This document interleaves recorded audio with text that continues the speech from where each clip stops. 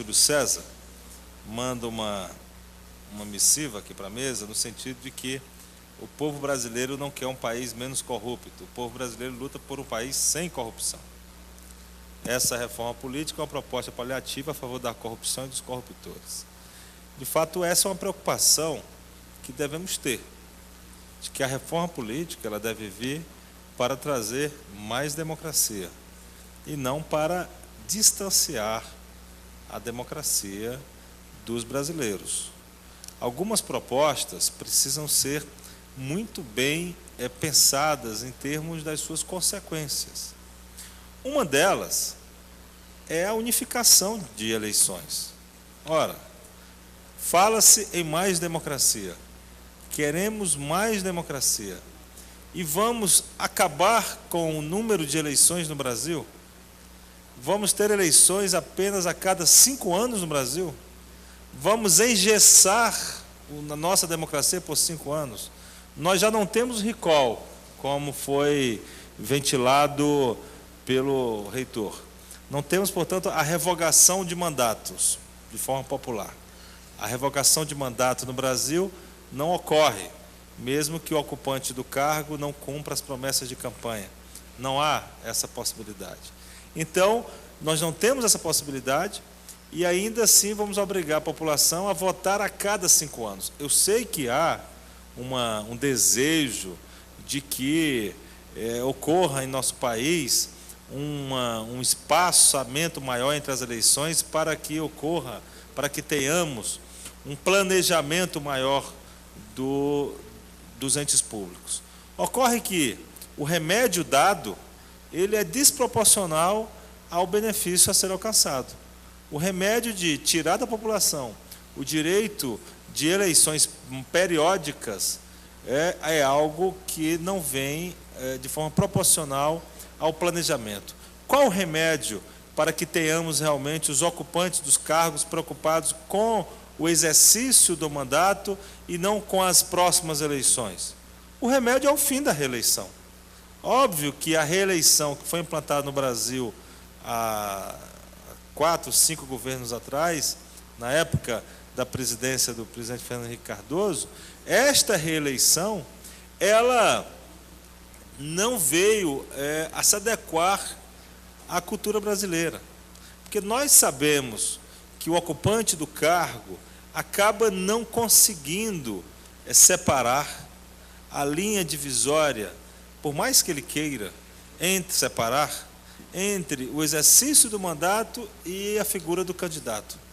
Isso, além de causar uma vantagem comparativa em relação aos demais candidatos, traz também o desejo do governante, que será candidato à reeleição, de participar ativamente das eleições que ocorrerão daqui a 2 anos.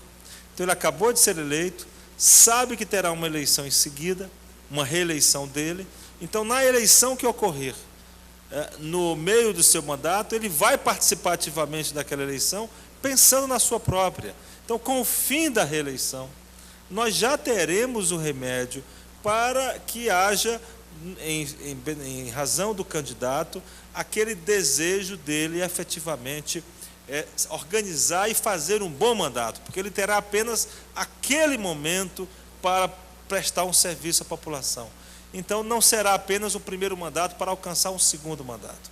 O mandato de 5 anos pode ser implantado no Brasil, não tenho dúvida de que é um outro remédio que proporcional ao desejo de que tenhamos efetivamente um planejamento maior das eleições, ou do exercício do mandato.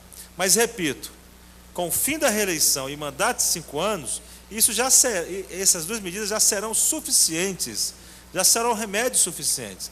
Acabar com as eleições periódicas no Brasil é retirar da população brasileira mais democracia. É fazer com que, em um só momento, a população pense o município, pense o Estado e pense a União.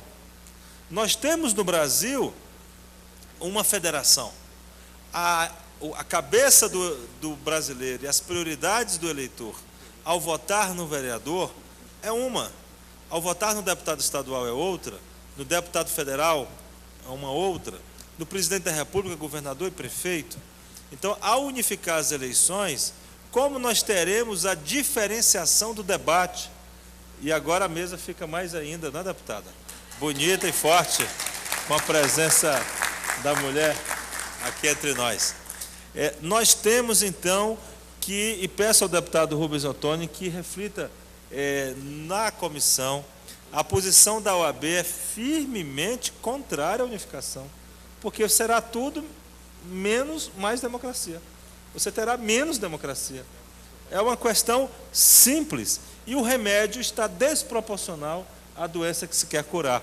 Então, eu gostaria de logo dizer da preocupação com relação a este remédio.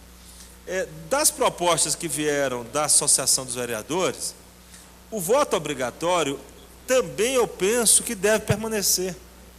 Porque nós não podemos criar um sistema em que possibilite o abuso do poder consubstanciado na compra da ausência da eleição. Então, hoje nós temos o voto secreto. Por mais que tenha o abuso de poder, a compra de votos, o eleitor, só ele a consciência, cada vez mais o eleitor sabe que ninguém tem acesso ao seu voto secreto. E é importante que isso fique incutido na cabeça do eleitor. Que só ele a consciência dele na urna. Mas a sua presença nas eleições será conhecida. E pode, em uma eleição, principalmente nos municípios, e daí deve ter vindo a ideia dos vereadores que conhecem a realidade municipal, e que as eleições são muito acirradas, a compra da ausência de determinada família a um pleito eleitoral, uma família de 50, 100 pessoas, pode definir uma eleição. E compra-se a ausência nas urnas, se o voto não for obrigatório. Portanto, penso que o fato de ser obrigatório não retira da participação popular nas eleições a sua magnitude. Inúmeros são os direitos que são também obrigações. A educação é um direito do cidadão e é também uma obrigação do cidadão. É um direito da família e uma obrigação da família. O fato da educação ser uma obrigação dos pais em relação aos filhos não torna a educação algo menor. E temos aqui uma sexta-feira cívica no estado de Goiás.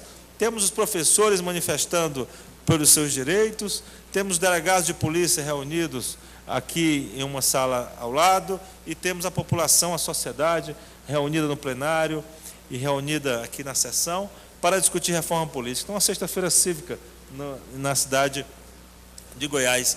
Então, o fato do voto ser obrigatório, ele não retira a sua altivez, a sua nobreza. Penso que é, sim, necessário que continue o voto obrigatório no país. As coligações partidárias. A ordem defende, até porque o fim das coligações partidárias, deputada, depende de emenda constitucional.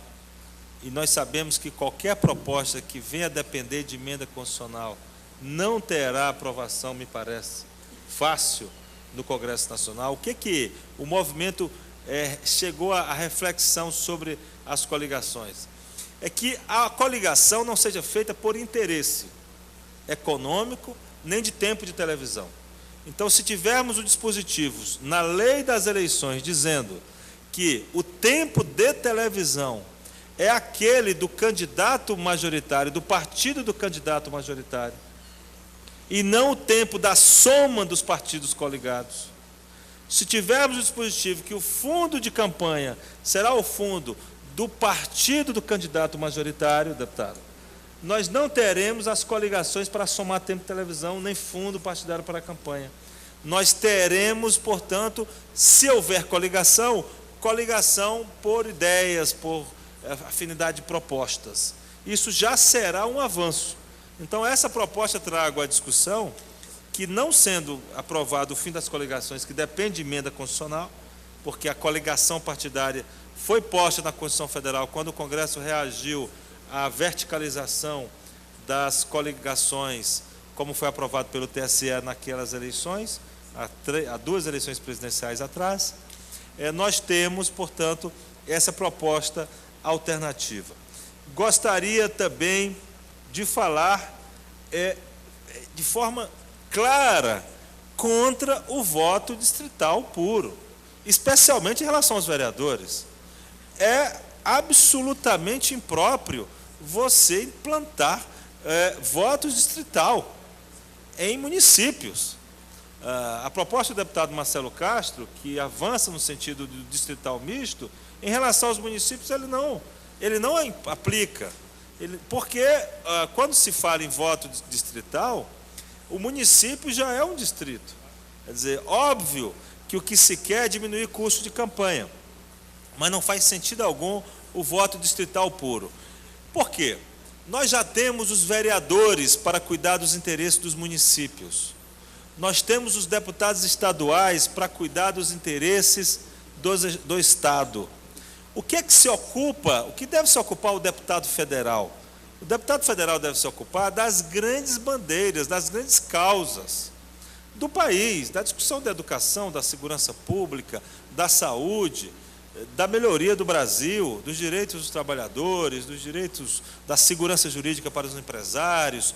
Portanto, queremos um Congresso Nacional que não seja um Congresso que discuta interesses paroquiais, ou interesses da província, ou interesses do município.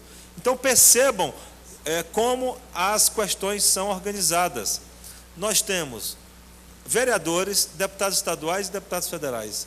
Se o deputado federal, para ser eleito, tiver que defender apenas os interesses dos seus munícipes, ele estará fazendo o papel que já é do vereador. Você terá uma sobreposição de funções. Então, a defesa do voto proporcional é algo importante. Obviamente que há a necessidade de diminuir custos de campanha. E há uma proposta, deputado, eu refleti com o deputado Marcelo Castro, e liguei para ele, deputado Rubens Ottoni, há poucos dias, sugerindo, já que eu percebi que o próprio Diretório Nacional do PT aderiu à proposta do voto distrital misto, né, pelo menos foi noticiado no G1, né, em que o voto proporcional parece que não irá ter sobrevida como hoje existe, e nem queremos que seja como hoje, porque o voto proporcional atualmente existente, ele faz com que nós tenhamos voto em determinado candidato e uma eleição de outros candidatos que o eleitor exatamente